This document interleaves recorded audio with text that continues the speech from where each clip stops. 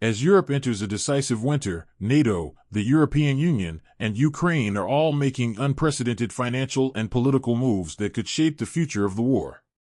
NATO Secretary General Mark Rutte is now calling for at least $1 billion every month to maintain the flow of U.S. weapons to Kyiv, an amount he says is essential as Russia intensifies strikes on Ukrainian cities and infrastructure.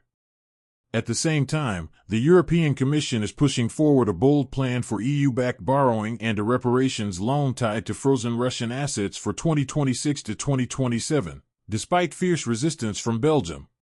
And in Kyiv, President Volodymyr Zelensky insists that Ukraine has no internal risk of instability, following the parliament's approval of the 2026 state budget with defense and social stability as top priorities. These developments, spanning NATO headquarters, EU debates in Brussels, and political decisions in Ukraine, signal a major shift toward long-term military and economic commitment. In today's analysis, we break down what these moves mean, why they matter, and how they could redefine the strategic landscape for years ahead. The most striking signal in this shifting geopolitical landscape is the blunt, almost urgent message delivered by NATO Secretary General Mark Rutte. The alliance must allocate at least $1 billion every month for American weapons for Ukraine. His statement, made ahead of the North Atlantic Council meeting at foreign minister level, is not a rhetorical flourish. It is, in effect, a new baseline for Western military support. For months, NATO capitals have debated whether the war would grind on or escalate sharply. Now, with Rutte openly admitting that we need a lot of money, at least $1 billion, maybe more, it's clear that the alliance is preparing for a long-term military economy, not a temporary emergency. Rutte pointed out that $4 billion have already been mobilized over the past 4 months, matching the pace NATO wants to maintain.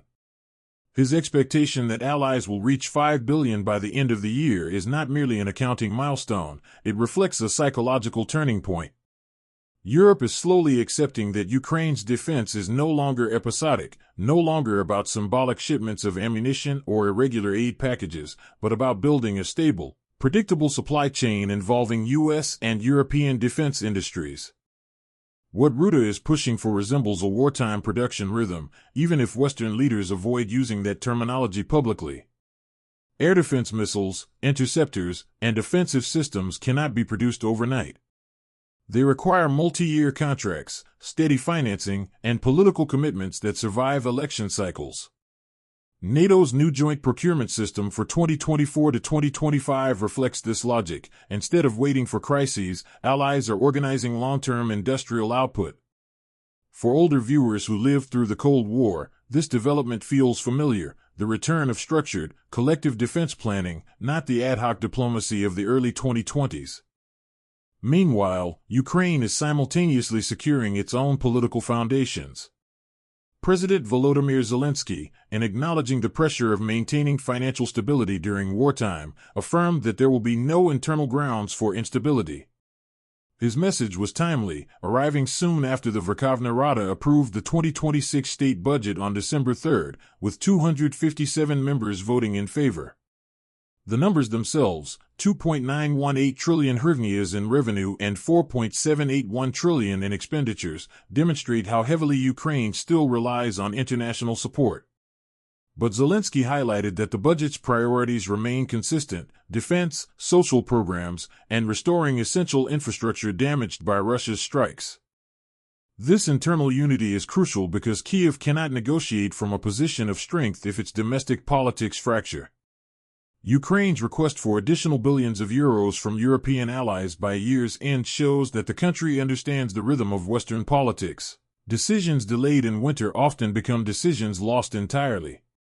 With U.S. politics shifting under the Trump administration and European governments facing budget pressures, Kyiv must secure commitments early, before political fatigue sets in. On the European side, however, solidarity is not without friction. Brussels is currently wrestling with the reparations loan proposal, a mechanism designed to use profits from Russia's frozen assets to fund Ukraine in 2026 to 2027. European Commission President Ursula von der Leyen has argued that this mechanism allows Ukraine to defend itself from a position of strength, but the road to approval has been anything but smooth. Belgium, ironically the country holding the lion's share of frozen Russian assets, has raised repeated concerns, ranging from legal exposure to the question of who pays if Russia someday demands compensation after a peace agreement. Von der Leyen insists that nearly all Belgian concerns have been addressed, including very strong safeguards and a solidarity mechanism guaranteeing burden sharing across EU member states.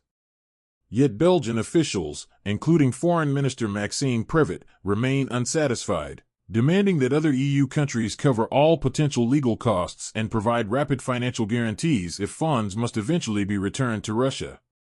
This confrontation reveals a deeper political truth. While Europe agrees on supporting Ukraine in principle, the mechanics of financing, especially using frozen assets, touch sensitive legal and economic nerves. The U.S. has further complicated the picture. Reports indicate that Washington supports returning frozen Russian assets after a peace settlement between Moscow and Kyiv. This approach reflects American caution towards setting a global precedent. If Russian assets can be seized permanently, what prevents other countries from facing the same fate in future geopolitical conflicts? Meanwhile, European states are already preparing a Plan B, a transitional loan financed through standard EU borrowing, should political consensus on using frozen assets fail.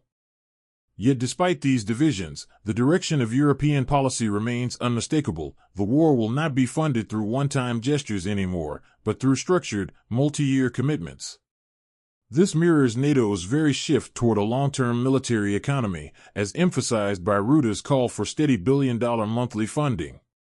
What makes this moment particularly important is that all these developments, NATO's monthly financing threshold, Ukraine's stable 2026 budget, the EU's reparations loan debates, and the U.S. political repositioning, are converging.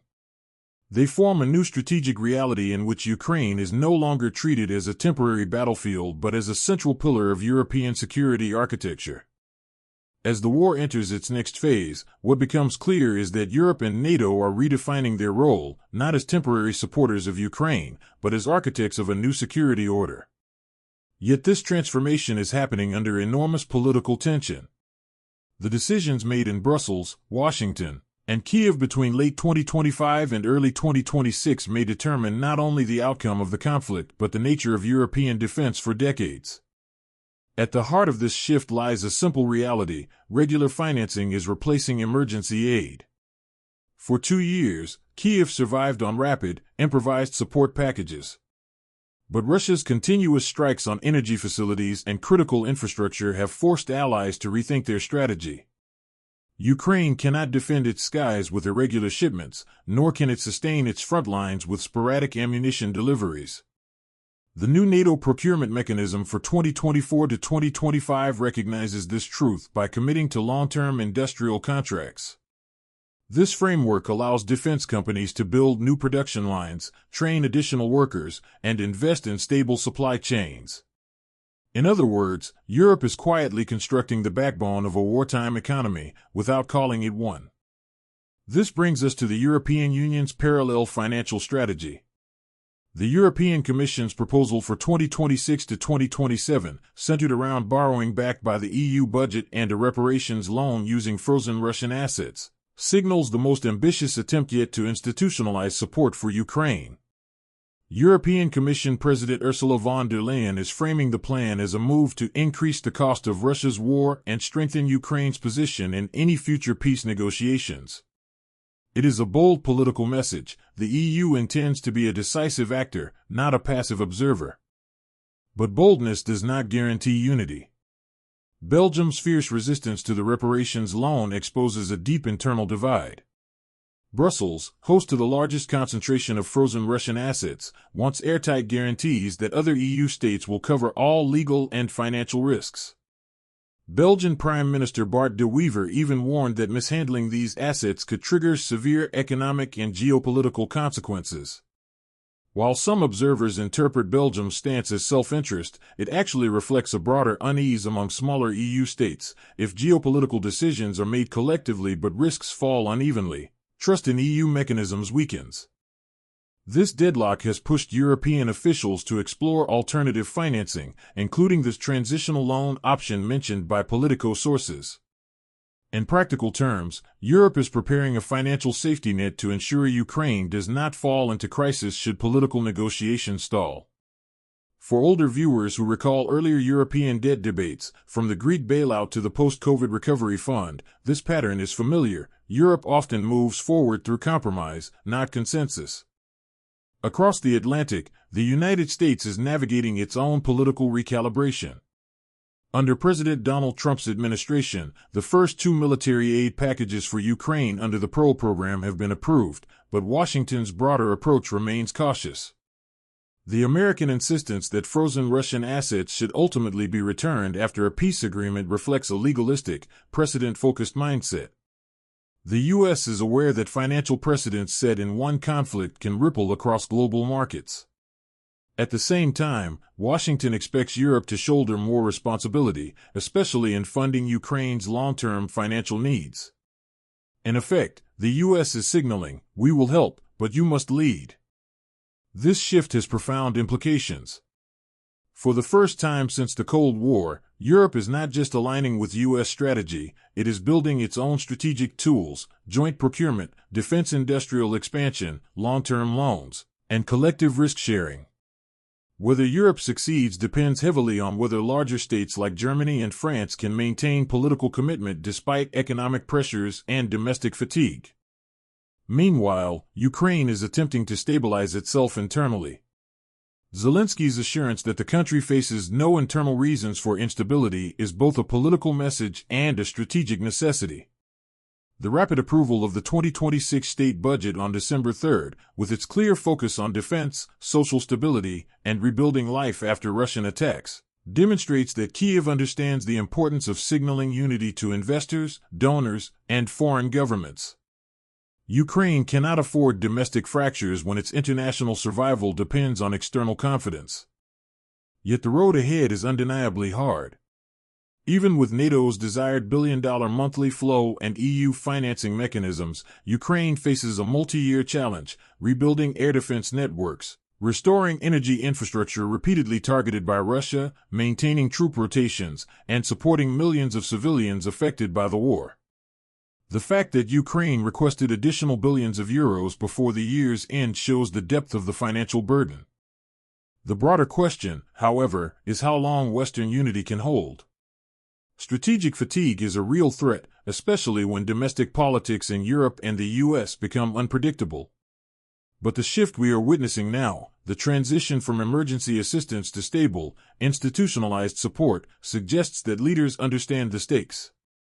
A weakened Ukraine would expose Europe's eastern flank, undermine NATO's credibility, and embolden Russia to escalate its demands. As NATO Secretary General Mark Rutte emphasized, this is not simply about supplying weapons. It is about shaping a long-term security architecture where Ukraine functions as a frontline state guarding Europe's stability. For Ukraine's allies, the costs are significant. But for Europe, the cost of inaction could be far greater. In closing, what we see developing across NATO, the EU, and Ukraine is a strategic doctrine built on three pillars: predictable funding, shared risk, and long-term deterrence. Whether these efforts withstand political storms remains an open question. But for now, for the first time since the war began, the West is constructing a coherent, durable framework, one designed not only to sustain Ukraine today, but to secure Europe's future tomorrow.